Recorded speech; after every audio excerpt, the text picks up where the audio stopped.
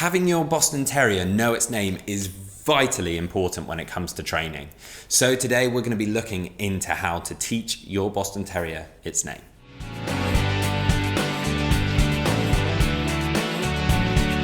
Welcome back to the Fenrir Boston Terrier Show. My name's Joe and I'm a certified canine leader here at FenrirCanineLeaders.com.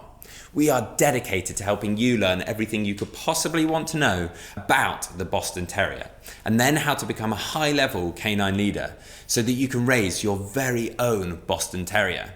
If you're new here, go ahead and subscribe, turn on that notification bell so you never miss a future upload.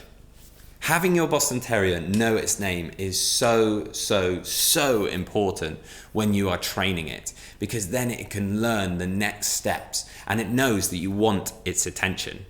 So today we're going to be tuning in to a webinar that Will, the CEO and founder of FenrirCanineLeaders.com, recorded, and he'll teach you some training tips on how to do that.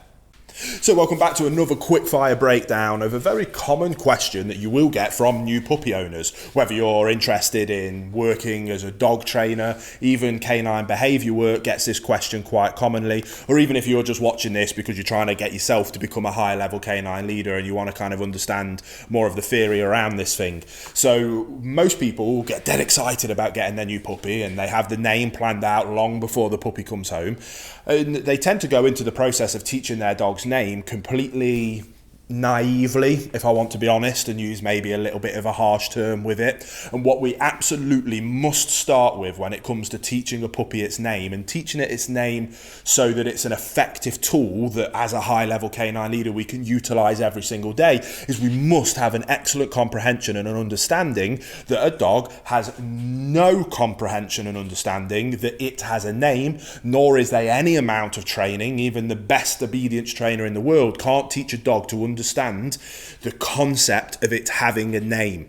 What we need to understand is that a name to a dog is nothing more than an additional command. Again, I think one of the reasons so many people struggle with their dogs right now is because of anthropomorphization, which, if you didn't know what that term means, it means basically attributing human-like behaviors or emotions to an animal. Too many people are treating their dogs like children and babies, and they baby them and they utilize their name in that kind of fashion. And we need to remember that when we talk, we have language and communication. Not only are we speaking a foreign language to a dog, at least when you hear someone speaking a foreign language, you get the concept, oh, they're communicating just in a language I don't understand. A dog has zero comprehension that that's even a form or methodology of communication. And what we need to do is assign that, which is basically just noise coming out of our mouths, because they have no comprehension that that is words and that those words represent meaning in any kind of form. But we need to make them understand that this noise that is coming out of our mouths, that we have assigned as their name, is nothing more than an additional obedience command. Hey guys, very quickly, I just wanted to interrupt and let you know about our bootcamp program if you've never heard of it before. It's the program that as a canine behaviorist I use every single day with all of the clients and all of the bad behavior cases that I work with to high levels of success. It is focused on teaching you how to become a high-level canine leader that is able to restructure the relationship with your dog so that they see you as that leader and they know to look up to you for guidance and direction. When we achieve that, we can then finally address those bad behavior problems and get to the point of having the perfect canine companion that you've always dreamed of. So if you want more information about our bootcamp program, the link will be down in the description box below. But until then, let's get back to the video you were just watching.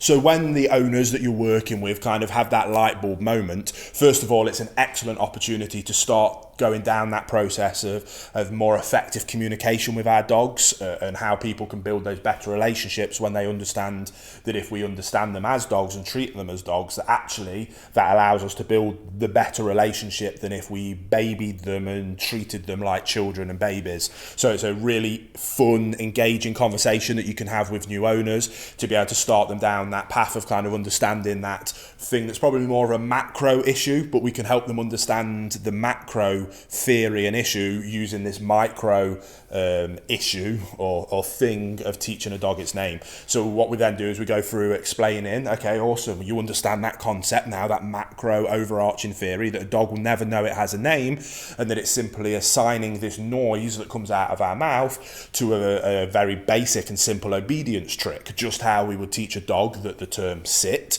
means I want you to pop the behavior of your bum going on the floor is assigned to this word. I've marked this noise coming out of my mouth is assigned with that behavior, and if you do that from me, something good is going to happen. That's obviously a very positive reinforcement based approach to it. When it comes to teaching a dog its name, we want to take a very positive based approach to teaching a dog its name, but if we now know it's nothing more than an obedience kind of trick or command, what do we want it to be? Well, the way that I teach all of the clients and people that I work with is that the dog's name simply means stop what you're doing, look up to me for guidance and direction, because another command is about to come your way that I need you to listen to. So again, when you think ahead of maybe you've had dogs in the past, but when is it that you actually use a dog's name? Well, there's usually one of two things. First of all, you're speaking to another human and you want to let them know that you're referring to this in particular dog. So we might use that dog's name. That's irrelevant to our relationship with the dog and the way that we work with our dog. That's absolutely fine. We will remove that from the table. Next thing, it is always some kind of, I'm not going to use my dog's name because he's fast asleep on the sofa there. We've been out working him all morning, but let's use Dave the dog. It'll be some kind of form of Dave, stop. Dave, come here. Dave, sit. Dave, no. Dave, down. It's always some kind of getting their attention, and then I want you to stop doing something, or I want you to do something. So again, it might be Dave, no. Dave, stop. Or it might be Dave, come. Dave, heel. Dave, sit. Dave, stay. So what we want from them is stop what you're doing, break, get their attention up to us. And then ideally, I want you to look up to me for guidance and direction. It's a theory and a principle that I talk about in most training videos. The importance of that relationship, that the dog sees you as its calm, consistent leader. That then my next kind of catchphrase on from that is that we'll look up to you for guidance and direction. That's so incredibly important because we need them to look up to us for guidance and direction so that we can then utilize our obedience. Now, being able to help get that guidance and direction, that looking up, that is what the command of their name should be used, in my opinion.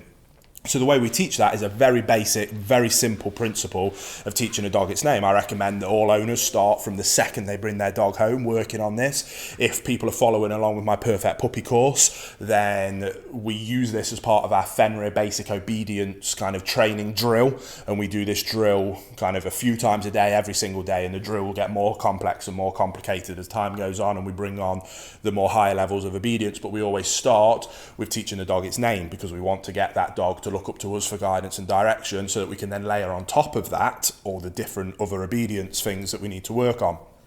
So again, it's in that Perfect Puppy course, but a very quick overview of that is we get a little piece of food and we do a very basic lure, mark, reinforce, like you would do for pretty much all obedience work. So we're going to get the dog's attention with the food, following their nose. We bring that food up to our face. We don't want to cover up our eyes because we always want that, it's that eye contact that we're looking for. Naturally, the dog's going to follow the food. As we bring it up to the face, the dog's going to look up because they're following the food. As we get that behavior of them looking up, we mark it with their name. Again, it's nothing more than a command, but with name. So if eyes come up, as the dog follows, Dave, yes, good. Then they get access to the food. And we drill that and we drill it like you would with teaching sit, like you would with teaching down, like you would with teaching heel. We put the repetitions in, we work and we work and we work. Now, obviously, at these early stages, yes, the dog is following the lure of the food because they're interested in it. So then over time, we're not going to bring it right up to our eyes. We're going to bring it a little bit lower. And that's where a little bit of finesse comes into this, a little bit of patience. Bringing it up, the dog's going to be looking here, so they're going to look up, but not all the way up to our eye contact. We're going to bring it up, we're going to remove all the excitement, and we're going to patiently wait. And I promise you, if you put those drills in right up at the eye contact, you are going to get a little glance from the puppy. They're staring at the food here, they're staring, they get a little bit confused, followed by looking up. And that's the gem moment. When we get that look up into your eyes, we mark it and then we heavily reinforce it with praise, food. Oh, who's a good boy? Yes, Dave. Who's a good Dave? Yes. Lots of praise. Let them know, I love what you just did. Then we repeat that. And again, you'll very quickly get to the point where the dog's looking up. We can then start to mark the behaviour just before they do it. We go through that very same principle to a point where you use that terminology, their name. Again, it's nothing more than a command, because again, you don't have to teach sit. You could teach that with pineapple, and you could get a dog to sit with pineapple. It doesn't matter what the word is, because a dog has no comprehension of language or words. It's just a noise that comes out of our mouth that we associate with a behaviour. So whatever you want to name your dog is irrelevant. It doesn't matter. It could be literally anything in the world, as long as we're consistent with it, and we do this as part of the training. So again, this is one of those things that it's a small micro piece to the puzzle of dog ownership and canine leadership, but we can utilise it as an excellent teaching method and opportunity to teach the more macro picture of relationship and communication with our dog, and get into that higher level of understanding and being able to treat them like a dog, to then be able to build a better relationship with them as a dog. When we do that, dogs aren't filled with anxiety and fear because they trust in you as a calm, consistent leader, which then means they don't spiral into reactive and anxious type behaviours, which is riddling the dog population of the world at the minute. So again, very simple process, but a really excellent opportunity, something that we can be extremely positive and fun about. So get out there, whether you're working with clients or working with your own dog, get out there, have some fun with it, and make the most out of what is quite an easy thing to achieve really quite big results with a micro piece of information. And there we go, guys, some really useful tips that you can take away and start putting into practice straight away with teaching your Boston Terrier its name. I really hope you enjoyed today's video. If so, get involved in the comments down below. Let us know what your Boston Terrier is called and what you have found really, really helpful when it comes to training your Boston Terrier and teaching it its name. We have 2 dedicated videos coming here every single week, so subscribe and turn on that notification bell so you don't miss those videos, and I can't wait to see you in the next episode of the Fenrir Boston Terrier Show.